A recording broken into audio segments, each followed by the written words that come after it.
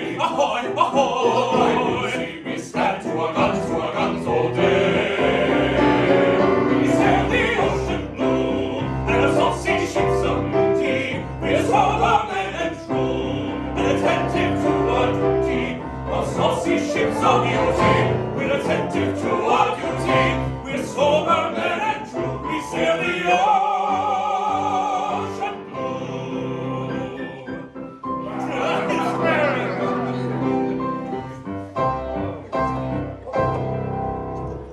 Hail, men of war's men, safeguards of our nation.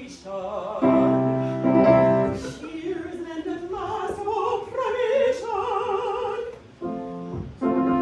You've got your pay, spare all you can afford to welcome little Buttercup on board.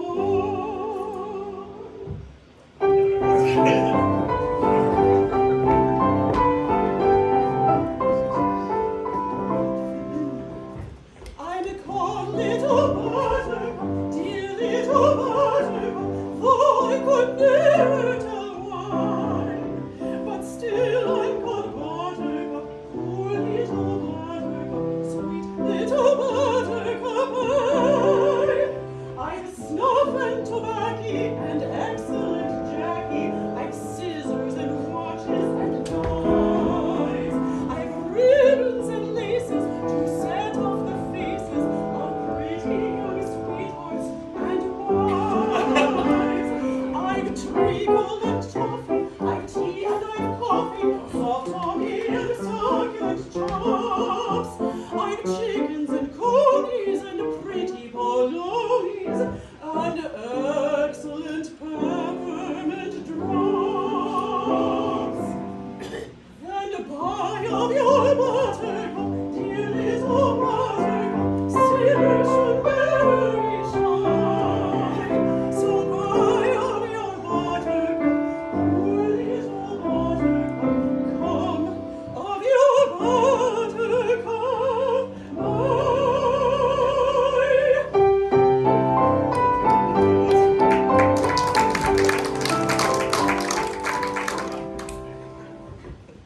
I, little Buttercup, am well called, for you're the rosiest, the roundest, and the reddest beauty in all Spithead.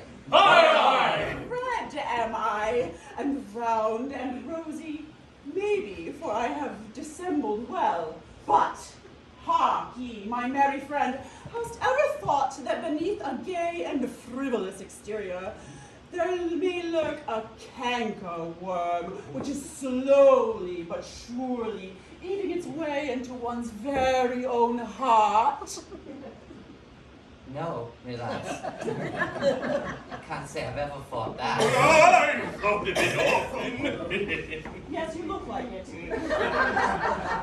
What's the matter with the man? Isn't he well? Don't pay no heed of him. That's only poor Dick Deadeye. Oh, I say, it's a beast of a name, isn't it? Dick Deadeye. It's not a nice name. It's I'm ugly too, ain't I? You are certainly plain. And I'm three-cornered too, ain't I? You're rather triangular. That's it! I'm ugly, and they hate me for it. You all hate me for it, don't you? We do! Yeah! Well, Dick, we wouldn't go for to hurt any poor creature's feelings, but now you can't expect a chap with a name like Dick Deadeye to be a popular character. Now, can you? No. It's asking too much, ain't it? Yes. It is.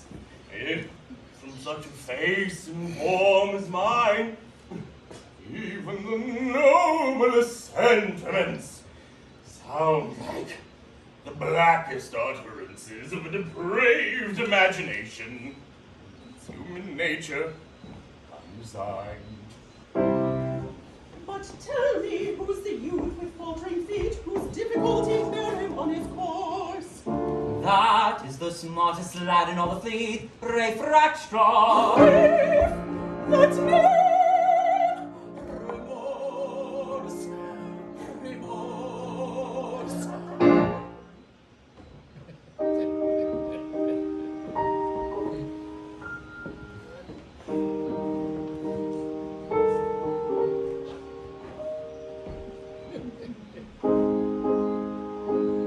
A nightingale sighed for the moon's bright rays, and told his tale in his own melodious ways.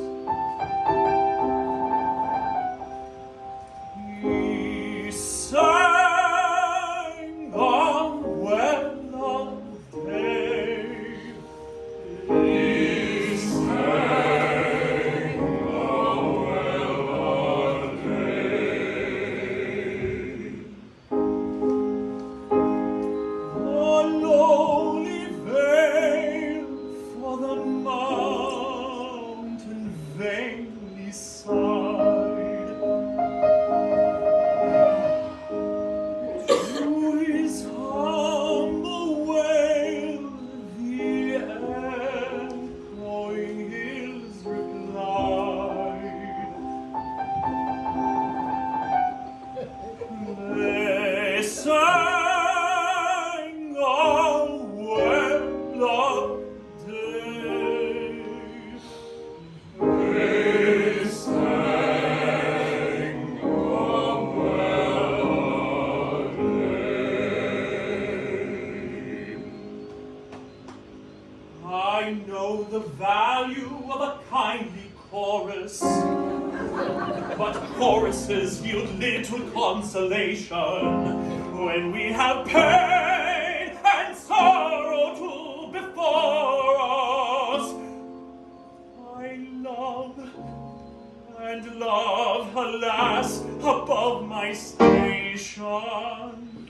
He loves and loves, alas, above his station. Yes, Yes, alas, is much above his station.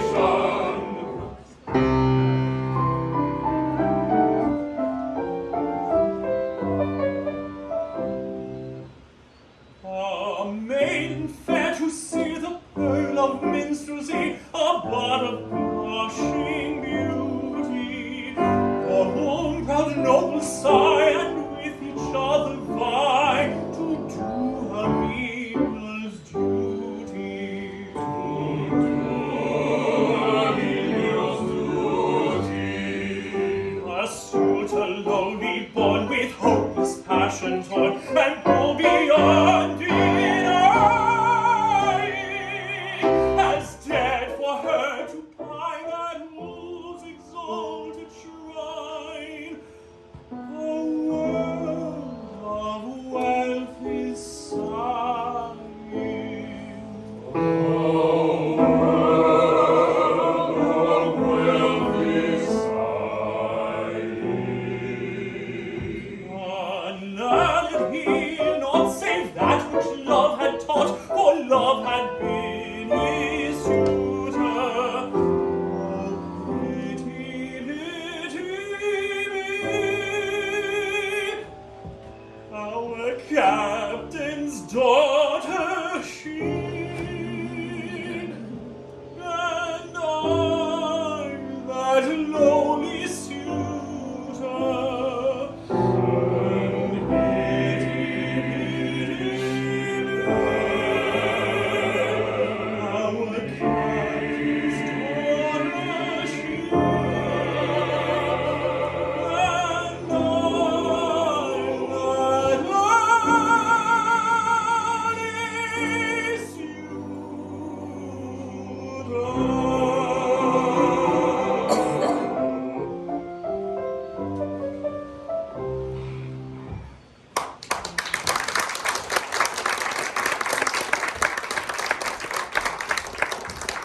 Ah, me poor lad, you've climbed too high. Our worthy captain's daughter won't have nothing to do with a poor chap like you. Will she, lads? No, no. No, captain's daughters don't marry forms. Shame. Shame! Dick Deadeye, them sentiments a disgrace against our common nature. It's a strange anomaly that the daughter of a man who hails from the quarterdeck may not love another who lays out on the floor yet on. For a man man is but a man, whether he hoists his flag at the main shop or his slacks on the main deck. Aye. Tis a queer world. Oh, Dick Deadeye, I have no desire to press hardly on you, but such a revolutionary sentiment is enough to make an honest sailor shudder.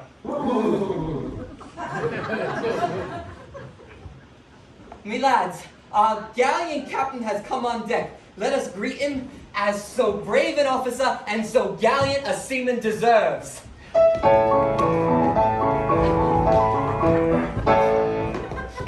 My gallant crew, good morning. Sir, good morning. I hope you are all quite well. Quite well. And you, sir? I am in reasonable health, and happy to meet you all once more. You do us proud, sir.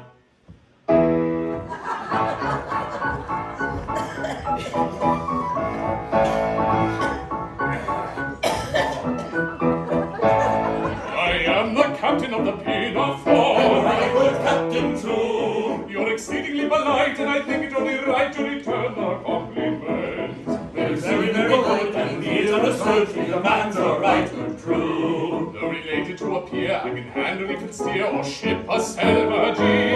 I've never known to quail at the fury of a gale, and I never sit at sea. What's never? No, never. What's never? Hardly ever. Hardly ever sit at sea. Then give 3 cheers and 1 cheer more for the hardy captain of the Pinafore. Then give 3 cheers and 1 cheer more for the captain of the Pinafore.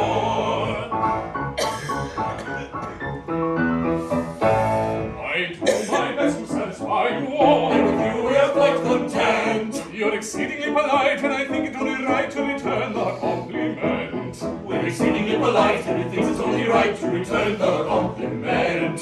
Bad language or abuse I never use, whatever the emergency. Don't bother it, I may occasionally say. I never use a big D. What's never? No, never. What's never? Well, hardly ever. Hardly ever use a big D.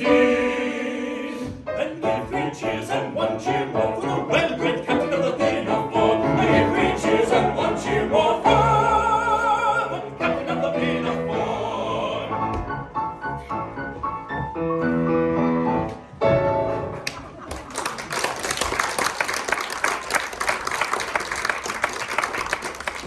Sir, you are sad. The silent eloquence of yonder tear that trembles on your eyelash proclaims a sorrow far more deep than common. Confide in me, fear not, I am a mother. Yes, little Buttercup, I'm sad and sorry. My daughter Josephine, the fairest flower that ever blossomed on ancestral timber, is sought in marriage by Sir Joseph Porter, our Admiralty's first lord. But for some reason, she does not seem to tackle kindly to it. Oh, Sir Joseph, oh, I know too well the anguish of a heart that loves but vainly. But see, here comes your most attractive daughter. I go, farewell. A plump and pleasing person.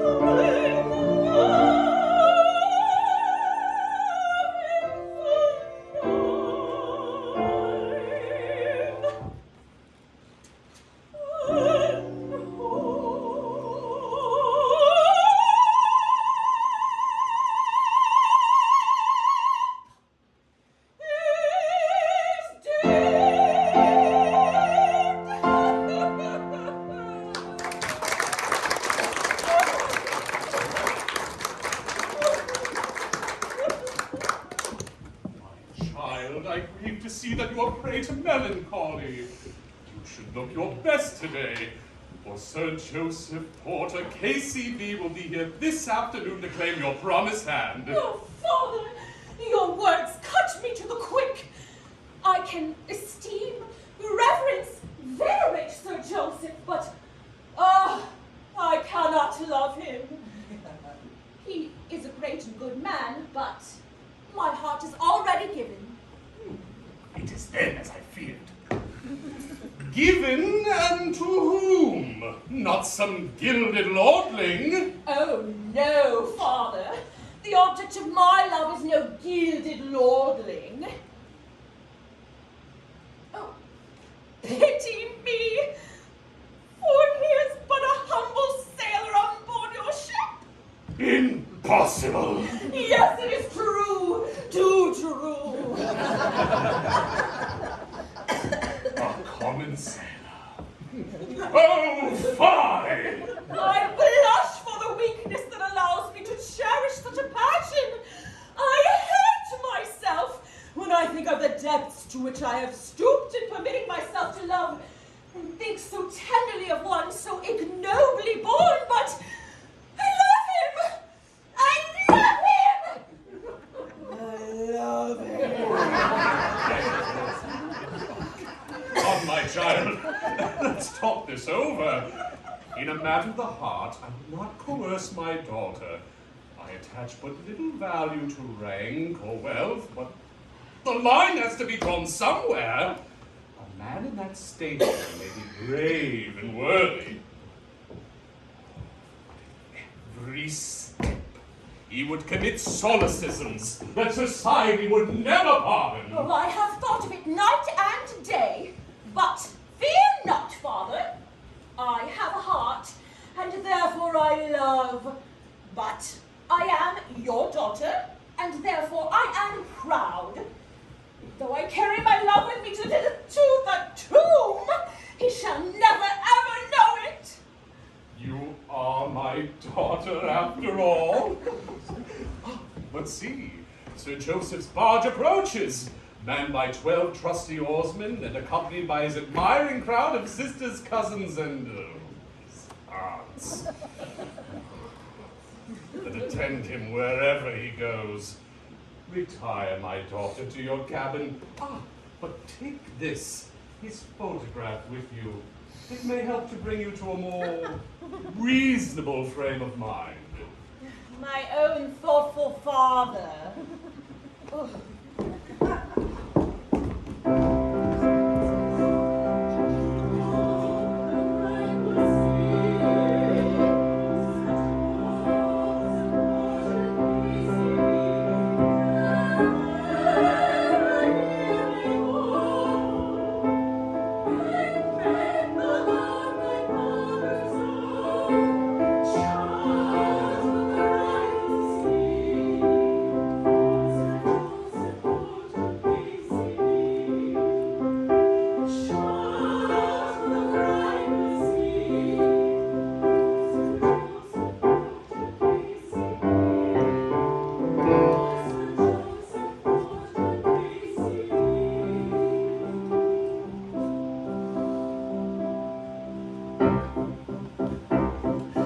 Joseph's barge is seen, and his crowd of blushing beauties. We'll hope he'll find us clean and attentive to our duties. We sail the ocean blue, and our saucy ships are beauty. We're sober men and true, and attentive to our duty. Sober men and true.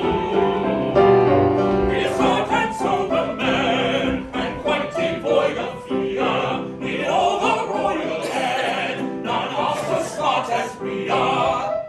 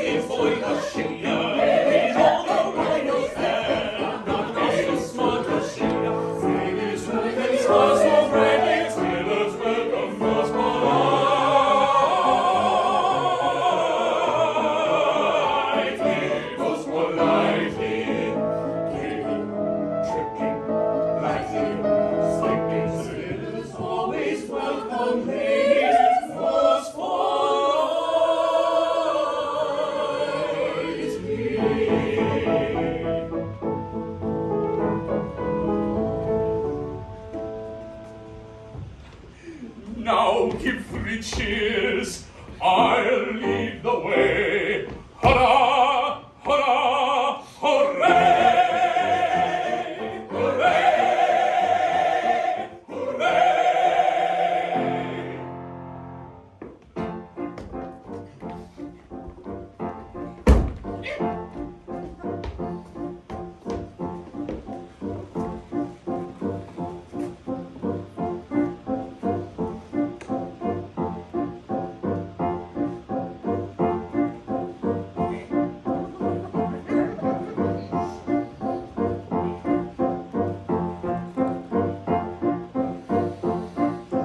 Monarch of the sea, the ruler of the Queen's Navy, whose praise Great Britain loudly chaunts. We are his sisters and his cousins and his aunts. We are his sisters and his cousins and his aunts. His sisters and his cousins and his aunts. When at anchor here I ride, my bosom swells with pride, and I snap my fingers at a foeman's taunt. And so do his sisters and his cousins and his aunts. And so do his sisters and his cousins and his aunts. His sisters and his cousins and his aunts. But when the breezes blow, I generally go below and seek the seclusion of a cabin prone. And so do his sisters and his cousins and his aunts. So do his sisters and his cousins and his aunts. And so do his sisters and his cousins and his aunts. His sisters and his cousins whom he reckons all by dozens and his aunts.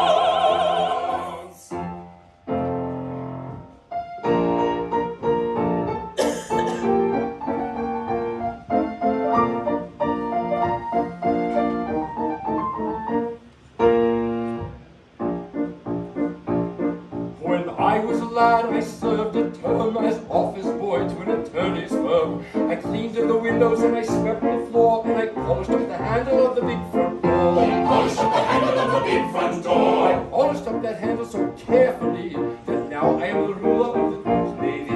He polished up the handle so carefully that now he is the ruler of the Queen's Navy.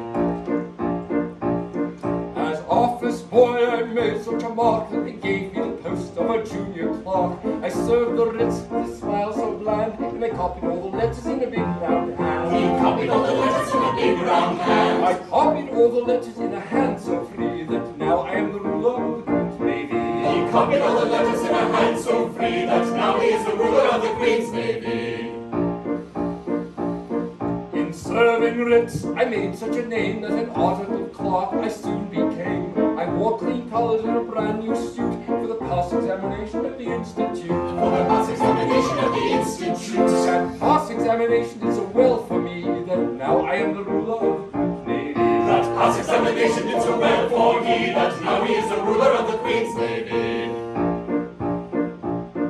Of legal knowledge I acquired such grip that they took me into the partnership. And that junior partnership, I ween, was the only ship that I ever had seen. Was the only ship that he ever had seen. But that kind of ship so suited me that now I am the ruler of the Queen's Navy. But that kind of ship so suited he that now he is the ruler of the Queen's Navy.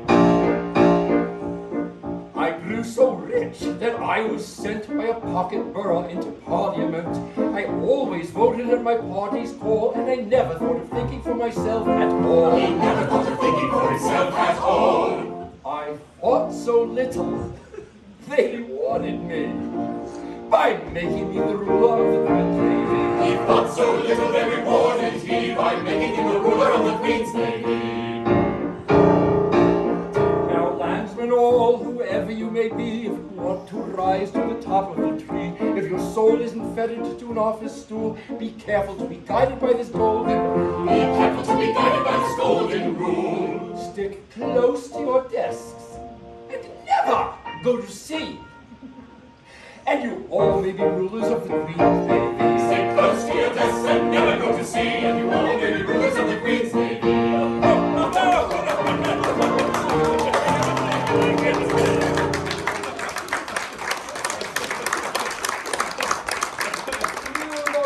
Remarkably fine crew, Captain Corcoran. It is a fine crew, Sir Joseph. A British sailor is a splendid fellow, Captain Corcoran. A splendid fellow indeed, Sir Joseph. I hope you treat your crew kindly, Captain Corcoran. Indeed, I hope so, Sir Joseph. Never forget that they are the bulwarks of England's greatness, Captain Corcoran. So I have always considered them, Sir Joseph. No bullying, I trust. No strong language of any kind, eh? Never, Sir Joseph. What never? Hardly ever, Sir Joseph. They are an excellent crew and do their work thoroughly without it. Don't patronize them, sir. Pray don't patronize them. Certainly not, Sir Joseph. That you are their captain is an accident of birth. I cannot allow these noble fellows to be patronized because an accident of birth has placed you above them and them below you. I am the last person to insult a British sailor, Sir Joseph. You are the last person who did, Captain Corcoran. Desire that splendid seaman to step forward. Oh, no. The other splendid seaman. Brave Rackstraw, 3 paces to the front. March. If what? I beg your pardon. I don't think I understand you. If you please. Oh, yes, of course. If you please. You're a remarkably well-dressed sailor. Well, thank you, Your Honor. And a first-rate seaman, I'll be bound. There's not a smarter topman in the Navy, Your Honor, though I say it who shouldn't. Oh, not at all. Proper self-respect, nothing more. Can you bounce a hornpipe? No, Your Honor. Oh, that's a pity. All sailors should bounce hornpipes. I'll teach you one this afternoon after dinner.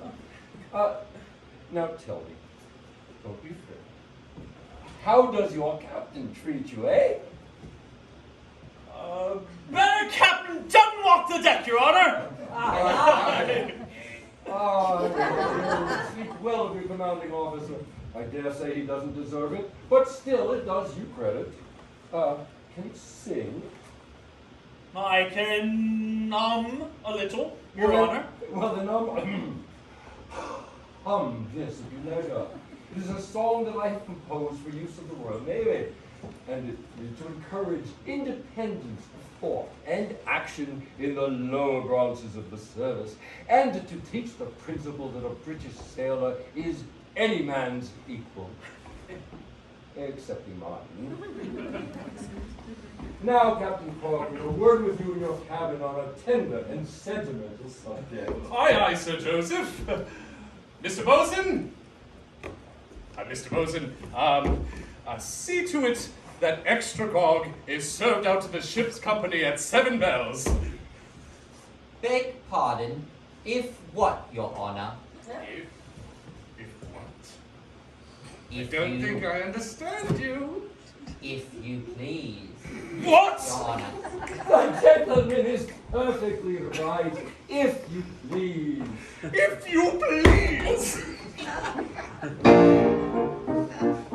For I hold that on the seas, the expression, if you please, a particularly gentlemanly tone implants. And so do his sisters and his cousins and his aunts. So do his sisters and his cousins and his aunts. His sisters and his cousins are ready for the cousins and his aunts.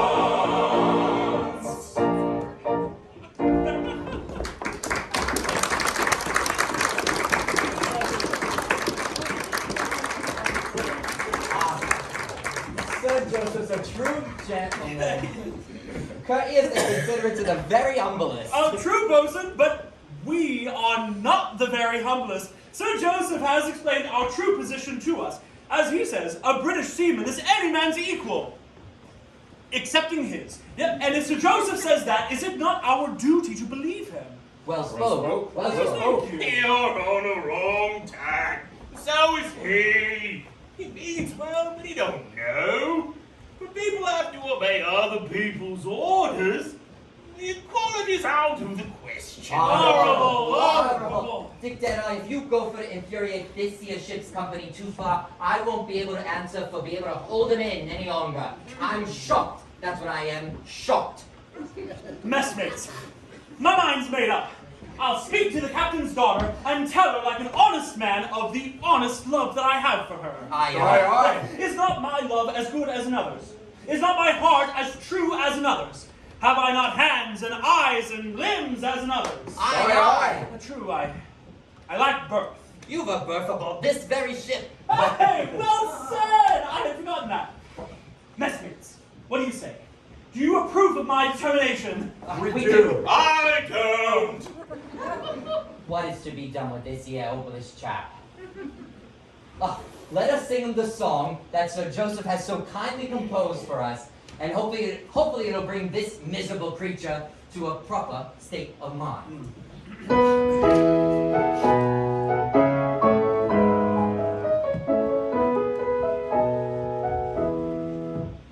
A British tar is a soaring soul, as free as a mountain bird. His energetic fist should be ready to resist a dictatorial word. His mouth should span, And his lips should curve, His cheeks should flame, and his brow should frown, his bosom should heave, and his heart should glow, and his fist be ever ready for a knockdown of love. His nose should pant, and his head should go, his chin should flame, and his tongue should curl, his bosom should heave, and his heart should glow, and his fist be ever ready for a knockdown blow.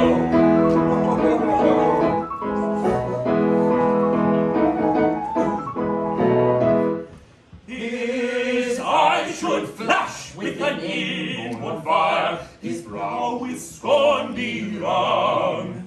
He never should bow down to a domineering frown, or the tang of a tyrant tongue. His foot should stamp, and his throat should growl, his hair should twirl, and his face should scowl, his eyes should flash, and his breaststroke should, and this should be his customary attitude. His foot should stamp, and his throat should growl, his hair should twirl, and his face should scowl, his eyes should flash, and his breaststroke should, and this should be his customary attitude. His attitude, his attitude, his attitude.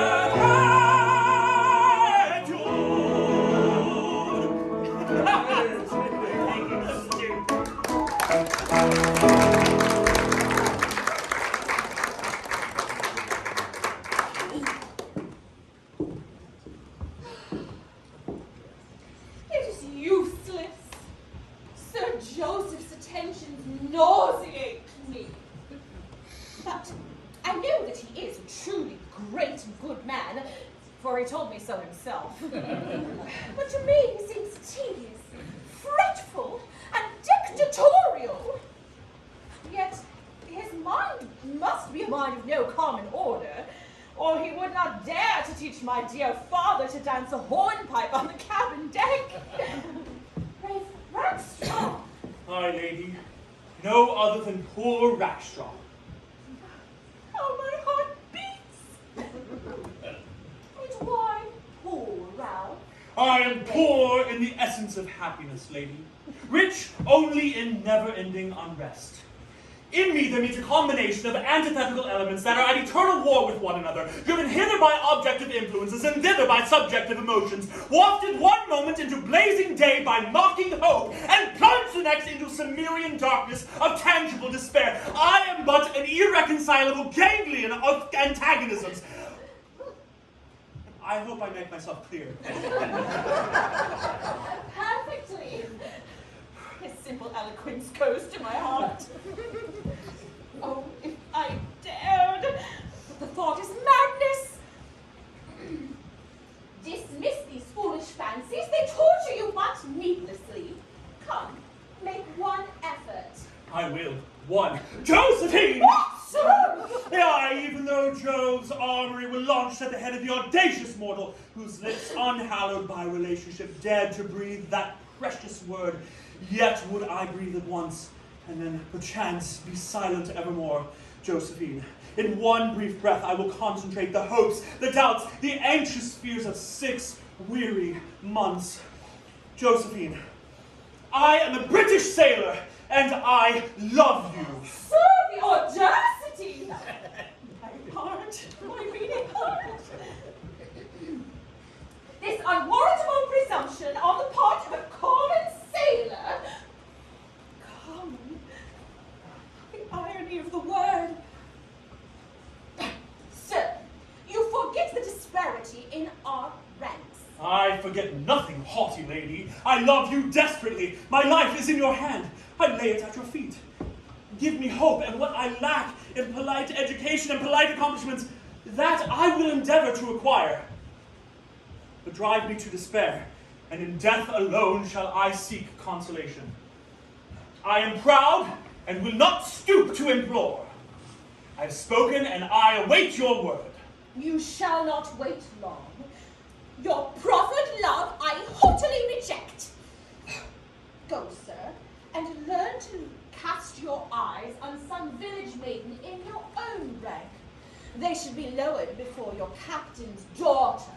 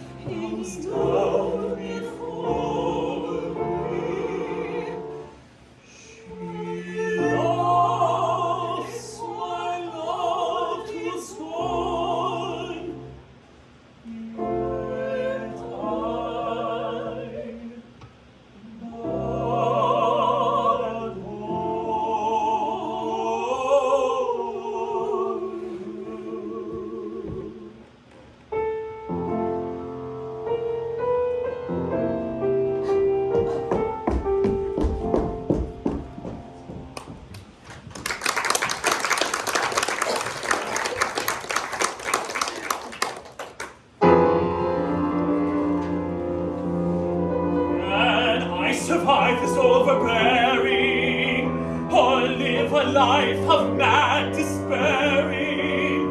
My proffered love despised, rejected. No, no, it's not to be expected. Messmates ahoy, come here, come here. What cheer, what cheer. but cheer. The maiden treats my suit with scorn, rejects my humble gifts.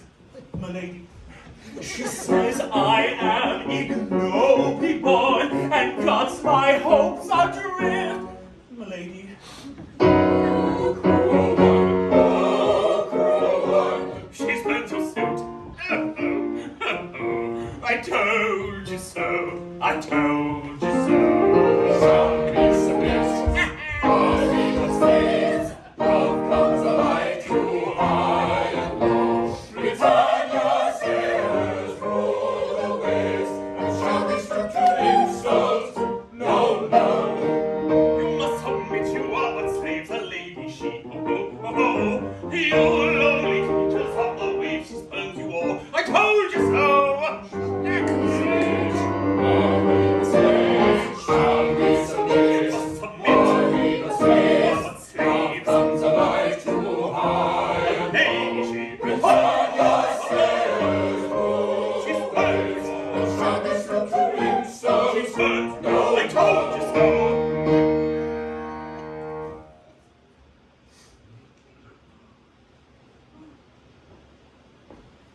My friends, my leave of life I'm taking, for oh, my heart is breaking when I am gone. Oh, really tell the maid that as I died, I loved her well. oh, life, alas, his leave is taking, for all his faithful heart is breaking. When he is gone, yes, surely tell the maid that as he died, he loved her well. Reward thy messmates love, who love in rank above you. For Josephine I fall. Ah, stay your hand. I love you. Ah, stay your hand, she loves you. Loves me. Loves you. Yes, yes, oh, yes, she loves you.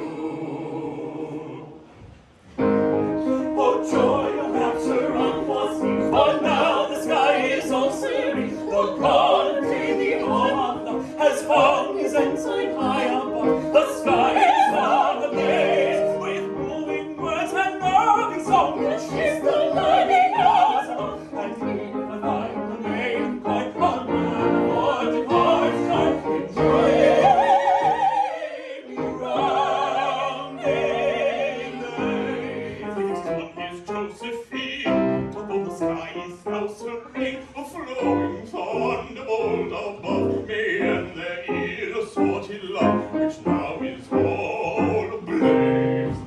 Captain Hell, we be extremely down, awakened men who art employed to make his Josephine less coy in many various ways. joy and rapture unforeseen, for now the sky is all serene. The God of day, the all of love, has found his ensign high above. The sky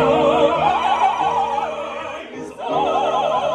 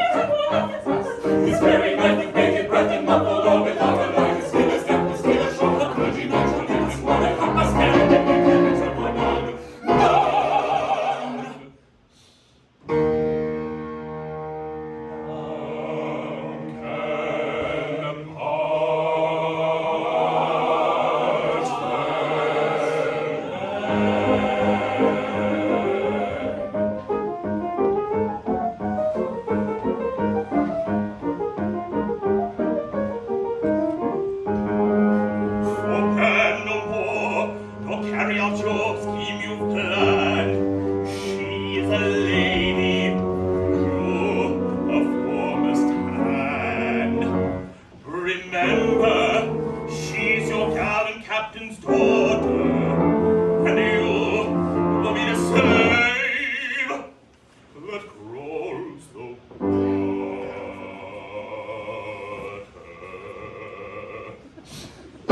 Vermin back, you mock us, back, vermin back, you shock us.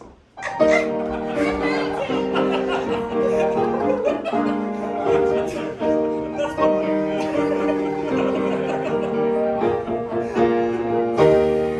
The same which is the sailor's pride, casts for bars the brightest side, and gives a hope and fortune to the honest love of the sailor true.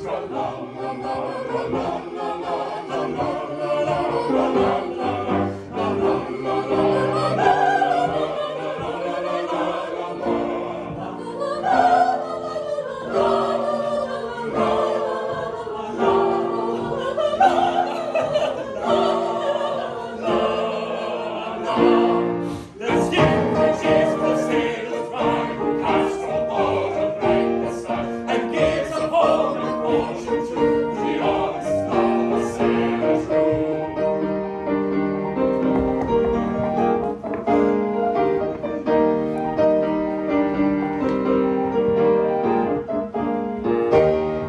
For a British time is a story soul as free as a mountain bird. He's energetic, fishily ready to resist the dictatorial word. His eyes should flash with an equal fire. His brow is gonna be wrong. He'll never show a gun to the dominating crown. Gonna take up a tyrant's tongue. His nose should pant, and his lips should curl, his cheek should flame, and his mouth should furl, his bosom should heave, and his arm should blow, and his spear ready for an knockdown blow. His foot should stamp, and his throat should growl, his hair should swirl, and his face should scowl, his eyes should flash, and his breast protrude, and there should be a mercenary attitude. His eyes should flash, his breast protrude, his eyes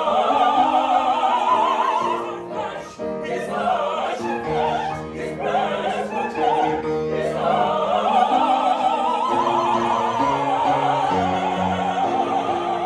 yes, his eyes should flash. His face should stamp, his mouth should growl. His hair should twirl, his face should scowl. This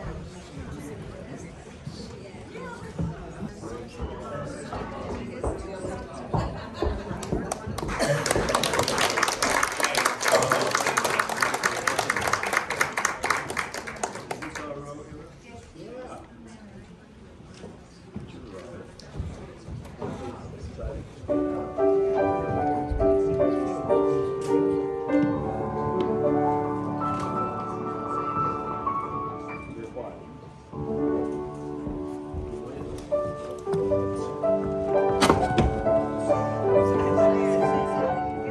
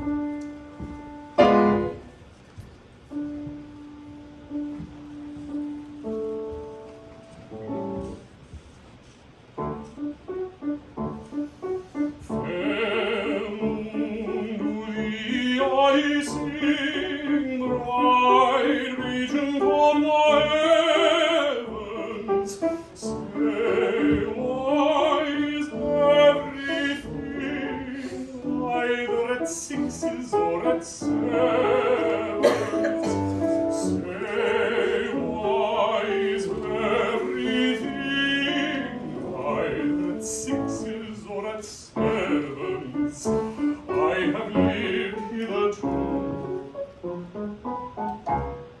free from the breath of slander, beloved by all my crew. A really popular commander, but now my kindly crew rebel. My daughter to a tar is partial. Sir Joseph storms and sad to tell, he threatens a court martial. Fair moon to thee I sing, bright regent of the heavens. Say, why is everything either at sixes or at sevens? Fair moon to thee I sing, bright regent of the heavens.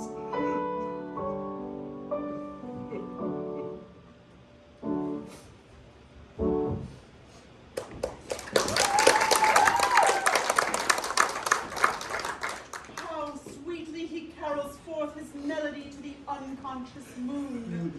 Of whom is he thinking? Of some high-born beauty? It may be. Who is poor little Buttercup that she should expect his glance to fall upon one so lowly? And yet, if he knew, if he only knew. Oh. Little Buttercup. Ah, still on board. This is not quite right, little one. It would have been more respectable to have gone on shore at dusk. True, dear Captain, but the reconciliation of your sad, pale face seemed to chain me to the ship. I would fain to see you smile before I go. Little Buttercup, I fear it will be long before I recover my accustomed cheerfulness, for misfortune crowd upon me, and my old friends seem to turn against me. Oh, no, do not say all, dear. Their word unjust to one, at least. True, you are staunch to me. If ever I gave my heart again, methinks it would be to one such as this. I am touched to the heart by your innocent regard for me, and were we differently situated, I think I could have returned it.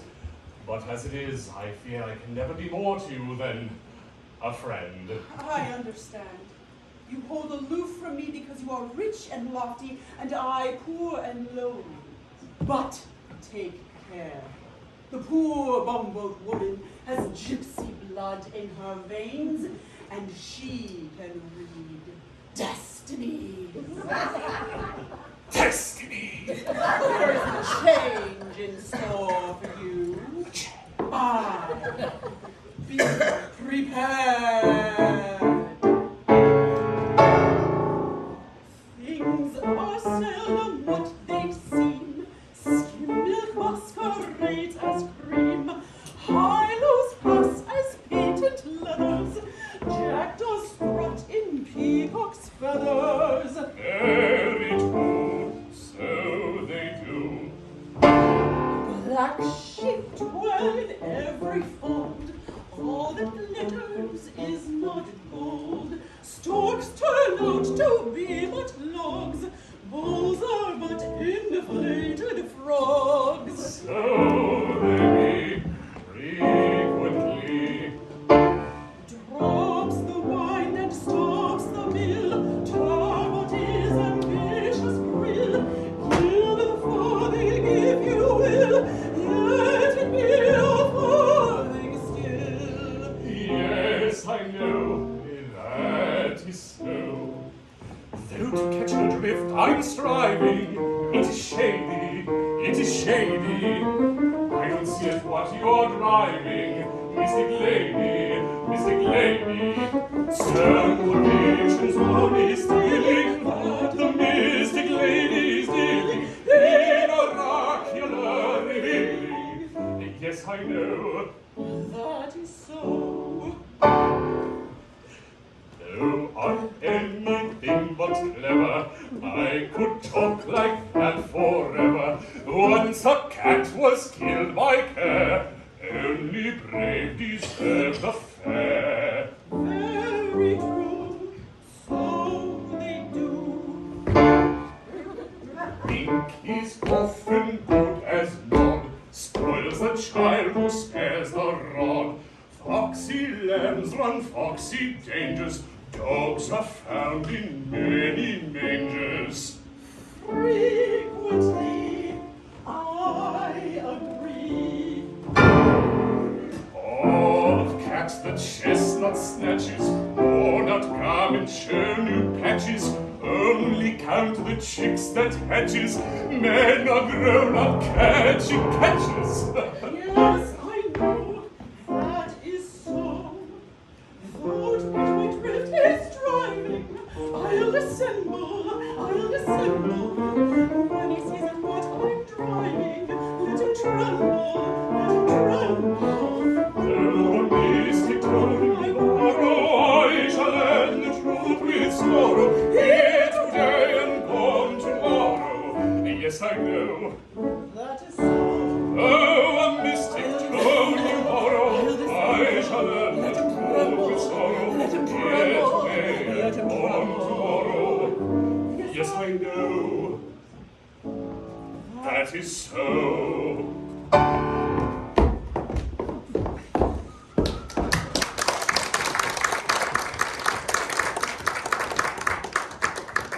Incomprehensible as her utterances are, I nevertheless feel that they are dictated by a sincere regard for me. But to what new misery is she referring? Time alone can tell. Captain Corcoran, I am much disappointed with your daughter. In fact, I don't think she will do. She won't do, Sir Joseph? No, the fact is that although I have urged my suit with as much eloquence as is consistent with an official utterance, I have done so hitherto without success. How do you account for this? Really, Sir Joseph, I hardly know. Josephine is of course sensible of your condescension. Oh, she naturally would be. But perhaps your exalted reign dazzles her. Do you think it does? I can hardly say, but she is a modest girl, and your social position is far, far above hers. It may be that she feels she is not worthy of you. That is really a very sensible suggestion, and displays far more knowledge of human nature than I had given you credit for. Oh, see, she comes. If your lordship would kindly reason with her and assure her officially that it is a standing rule of the Admiralty that love levels all ranks, her respect for an official utterance might induce her to look on your offer in its proper light. That is not unlikely. I will adopt your suggestion, but soft. She is here. Let us withdraw and watch our opportunity.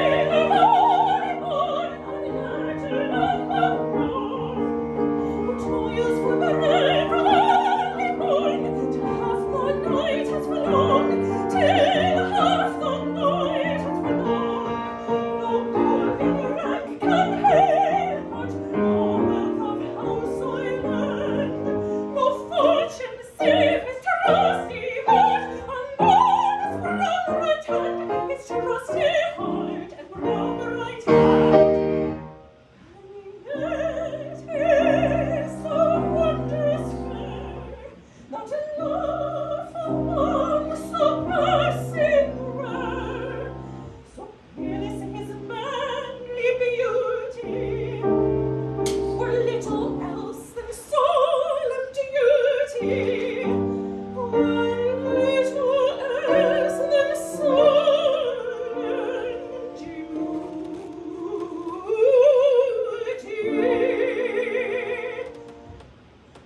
O God of love, and God of reason, say, which of you twain shall my heart obey? Sing, sing, O very born, unlettered and unknown. No golden rank can impart, no wealth of house or land, no fortune save his trusty heart, and on his brown right hand, his trusty heart and right hand. God of love and God of reason, see which of you twain my poor heart of me. God of love, God of reason, God of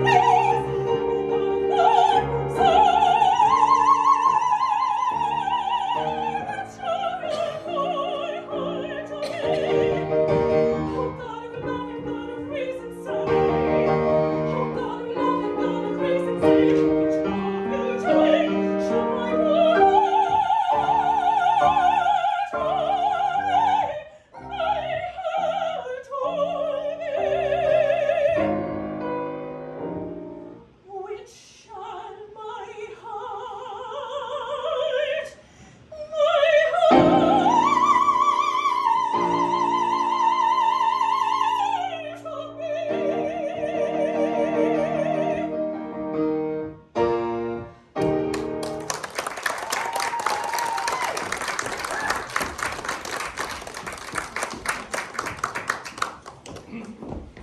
Madam, it has been represented to me that you are appalled by my exalted rank.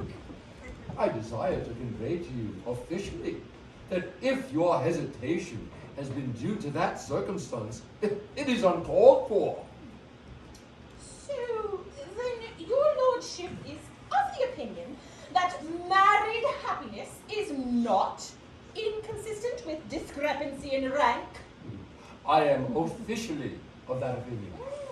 And that the high and the lowly may be truly happy together, provided that they truly love one another?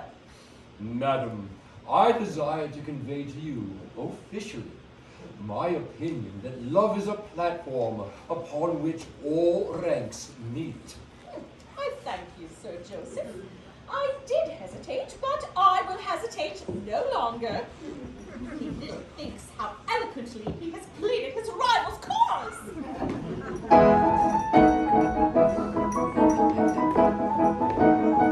Never mind the why and wherefore, luck and level ranks, and therefore, though his lordship's station mighty, though stupendous be his reign, though her tastes are mean and flighty, and her portion poor and plain. Ring the merry bells of fortune, rend the air with rolling wild, rolling up in fortune, with a humble captain's child, for a humble captain's daughter. For a gallant captain's daughter, And the Lord who rules the water. and a tar who plows the water. Let the air with joy be laden, rend the softly air above, for the union of the maiden with the man who loves her love.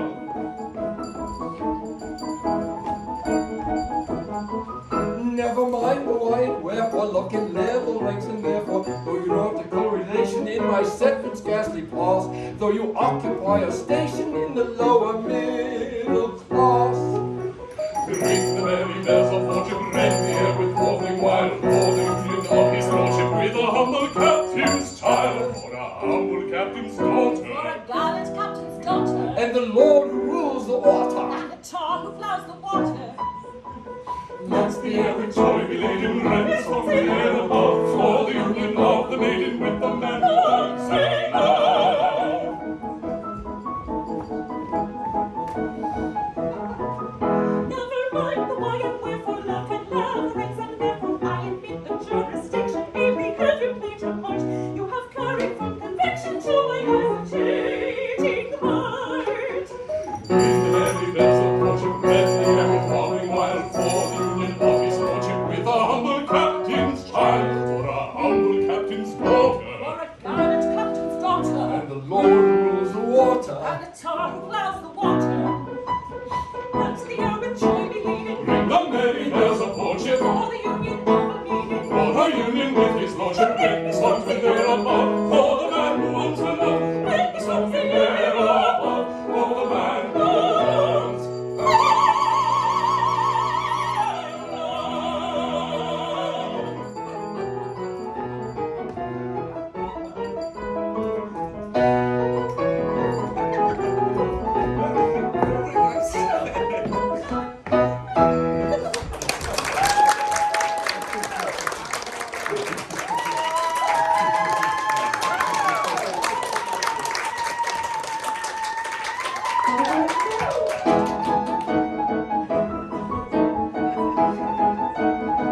Never mind the why and wherefore, love and labyrinths, and therefore I admit the jurisdiction. Amy, have I played your part? You have carried from conviction to my hesitating heart. Merry bells of courtship, rend the air with warbling wild, for the union of his lordship with a humble captain's child, for a humble captain's daughter. For a gallant captain's daughter, And the Lord who rules the water. and a tar who plows his daughter. Ring the merry bells of courtship, For the union of a meaning. for a union with his lordship, ring something there above, for the man who wants to love, ring something there above, for the man who wants.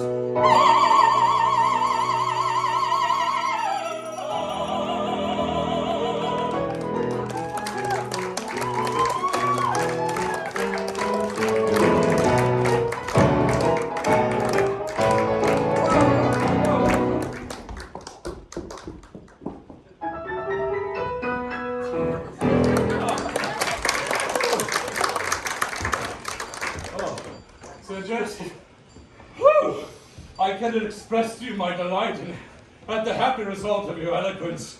Your argument was unanswerable. Captain Corcoran is one of the happiest characteristics of this great country of ours. Their official utterances are invariably regarded as unanswerable.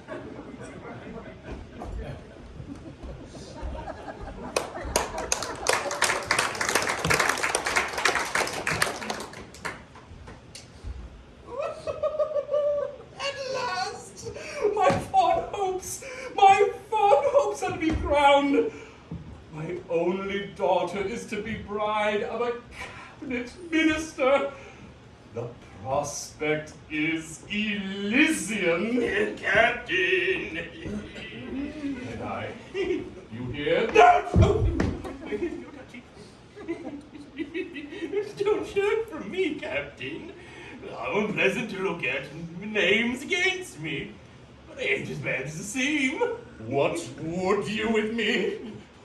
I've come to give you warning. Indeed? Do you propose to leave the Navy then? No. Oh, no.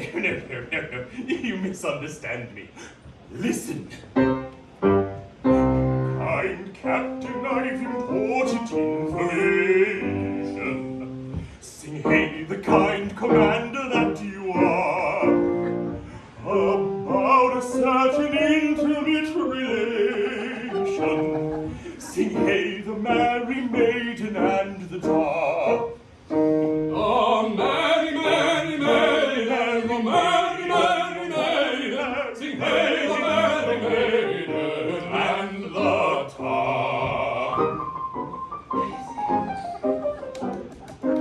Good fellow, in conundrums you are speaking. Sing hey, the mystic sailor that you are. The answer to them vainly I am seeking. Sing hey, the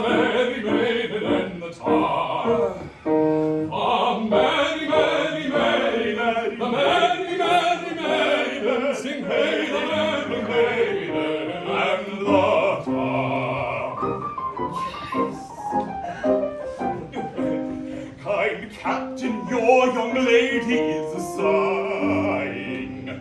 Sing hey, the simple captain that you are. This very night with Rackstraw to be flying. Sing hey, the merry maiden and the tar. A merry, merry maiden, a merry, merry maiden, a much too merry maiden, and the tar. Good fellow, you have given timely warning. Sing hey, the thoughtful sailor that you are. I'll talk to Master Rackstraw in the morning. Sing hey, the cat o' nine tails and the tar. A merry cat o' nine tails, a merry cat o' nine tails, a merry cat o' nine tails, and the tar.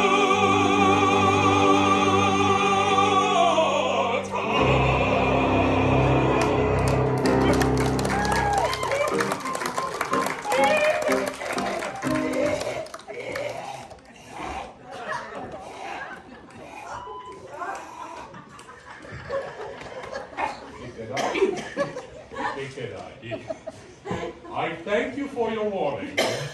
I will at once take means to arrest their flight. Oh, thank you very much. Yes, this boat cloak will afford me ample disguise. So, they are foiled! Foiled! Foiled!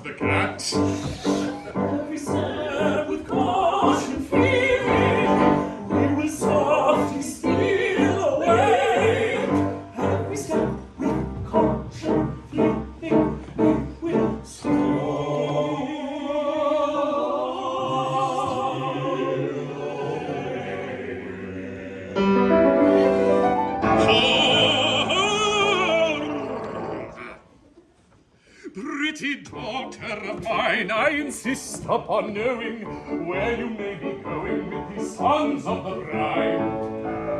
For my excellent crew, though foes they could bump, and you're scarcely fit company, my daughter, my you. Now hearken that you, though foes we could bump, and you're scarcely fit company, my lady. Proud officer, haughty lip uncurled, vain man to press a supercilious leer, for I have dared to love your master's girl, a fact well known to all my messmates here. Oh, horror! I, humble, poor, and lowly born, the meanest in the port's division, the bot of epauletted scorn, the mark of court-detect derision, has dared to raise my worthy eyes above the dust to which you'd mold me in manhood's glorious bright rise. I am angry!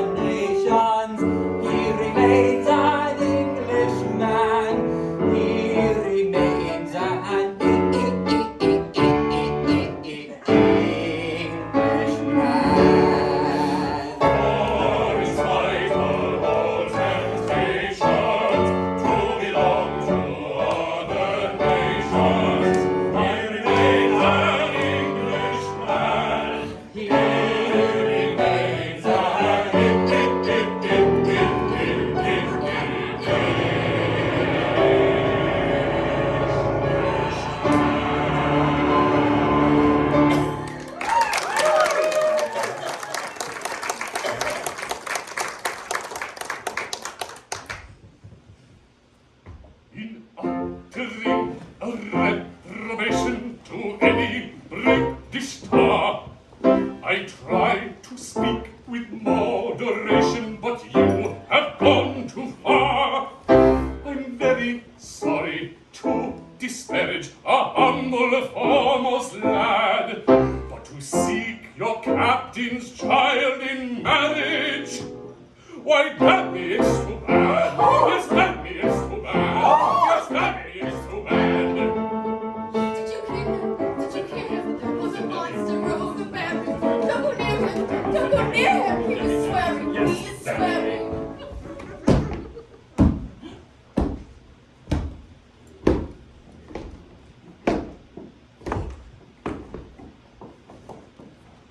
My pain and my distress, I find it is not easy to express. My amazement, my surprise, you may learn from the expression of my eyes. My lord, one word, the facts are not before you. The word was injudicious, I allow. But hear my explanation, I implore you, and you will be indignant too, I vow. I will hear of no defense, attempt none if you're sensible. That word of evil sense is wholly indefensible. Go, nibble, to get you hence to your cabin with celerity. This is the consequence of ill-advised asperity. This is the consequence of ill-advised asperity. For I'll teach you all ere long to refrain from language strong, for I haven't any sympathy for ill-bred taunts. More have his sisters nor his cousins nor his aunts. More have his sisters nor his cousins nor his aunts. More have his sisters nor his cousins nor his aunts. His sisters nor his cousins nor he reckons up by dozens nor his aunts. For he is an Englishman, for he himself has said it, and is greatly to his credit that he is an Englishman, that he is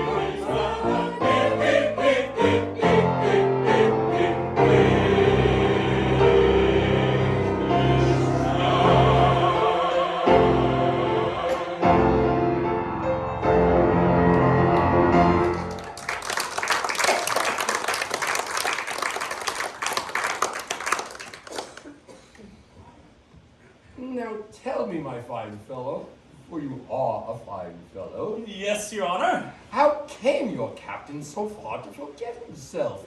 I am quite certain that you had given him no cause for annoyance. Oh, please, Your Honor, it was thuswise. You see, I am only a topman, a mere foremast hand. Don't be ashamed of that.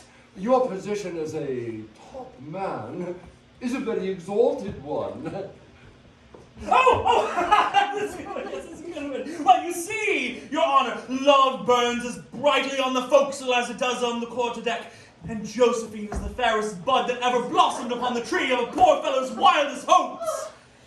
Darling! She is the figurehead of my ship of life, the bright beacon that guides me into my port of happiness, the rarest, the purest gem that ever sparkled upon a poor but worthy fellow's trusting brow. very pretty, very pretty. Insolent sailor! You shall repent this outrage. Seize him! No!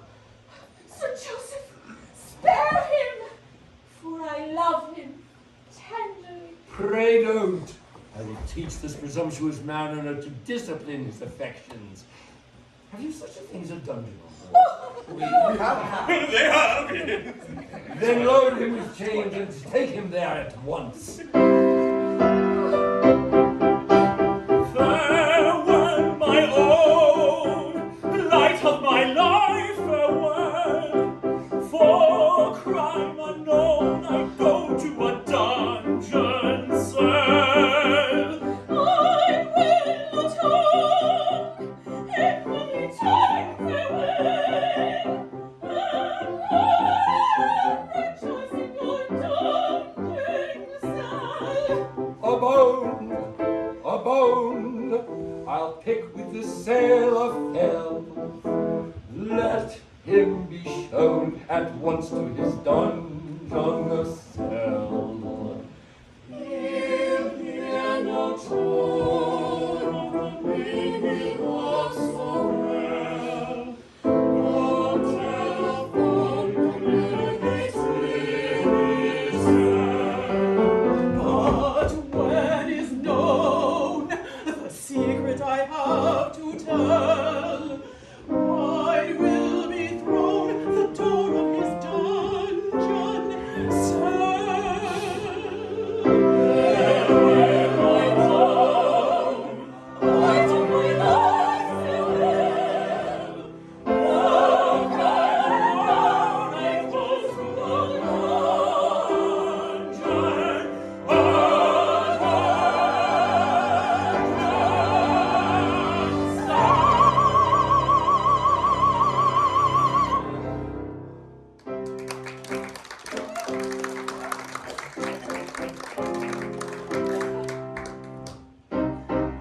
My pain and my distress, again it is not easy to express.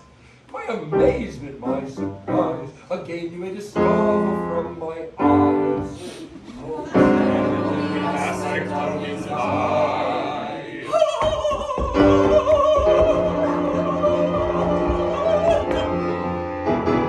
Ere upon your loss you lay much stress, a long concealed crime I would confess.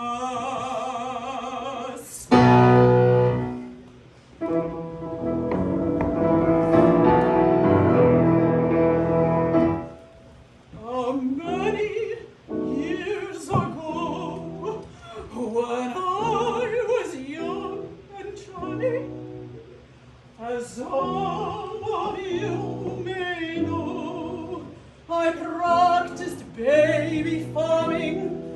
Now This is most alarming.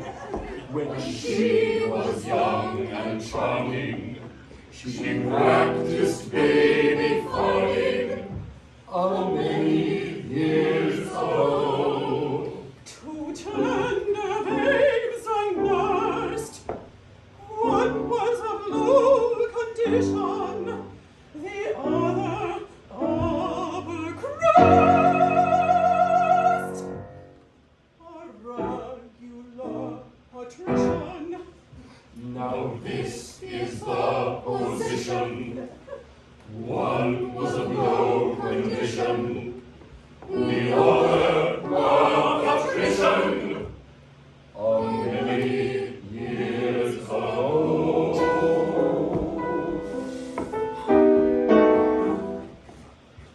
Oh, bitter is my cup. However could I do it? I mixed those children up, and not a creature knew it. However could you do it? Someday, no doubt, you'll brew it. Although no creature knew it, so many years ago. In time it little waif forsook his foster mother.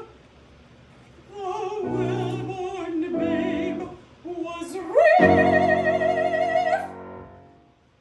Your captain was the other.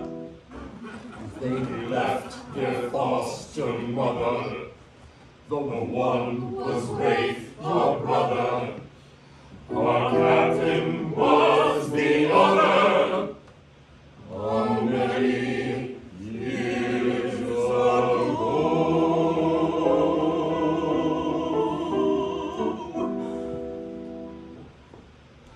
Then am I to understand that Captain Corcoran and Rafe were exchanged in childhood's happy hours, and that Rafe is really the captain, and the captain Rafe?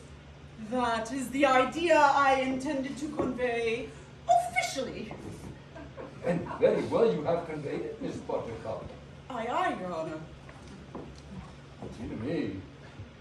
Let them appear before me at once. Oh, my father! Oh, common sailor! It is hard, is it not, my dear? Desire that splendid seaman to step forward. Corcoran, 3 paces to the front, march! What? I don't understand. If you please. What? Perfectly right. If you please. Oh, all right, if you please. You're an exceptionally fine sailor. Yes, Your Honor. So it seems that you were Rafe and Rafe was you. So it seems, Your Honor. Well, I need not tell you that after this change in your condition, a marriage with your daughter is out of the question. Don't say that, Your Honor. Love levels all ranks. Oh, it does to a considerable extent, but it does not level them as much as that. Here, take her, sir, and mind you, treat her kindly. Oh, bliss! Oh, rapture! Oh, rapture! Oh, bliss! Sad, my lord, I'm sorry. What am I to do? I cannot live alone. Fear not. For while I live, I'll not desert you. I'll soothe and comfort your declining days. Oh, don't do that. Oh yes, but indeed I'd rather. Very well then. Tomorrow morn our vows shall all be plighted. 3 loving pairs on the same day united. Oh, joy, rapture unforeseen, the clouded sky is now serene. The God daily on our floor has hung his ensign high above. The sky is full ablaze with moving words and loving song will chase the lagging hours above. And if the times of maiden blood will move forth the chorus joy in sailing round days. For he's the captain of the Pinafore. Oh, right good captain true. And though before my fall I was captain of you all, I'm a member of the crew. And though before his fall he was captain of us all, he's a member of the crew. I shall marry with a wife in my humble rank in life, and you my own are she. I must wander to and fro, but wherever I may go, I shall never be untrue to thee. What's never? No, never. What's never? Hardly ever. Hardly ever be untrue to thee. Then give 3 cheers and 1 cheer more for the former captain of the Pinafore. Then give 3 cheers and 1 cheer more for the captain of the Pinafore. For he loves little Buttercup, dear little Buttercup, though I could never tell why. But still he loves Buttercup, poor little Buttercup, sweet little Buttercup. For he loves little Buttercup, dear little Buttercup, though I could never tell why.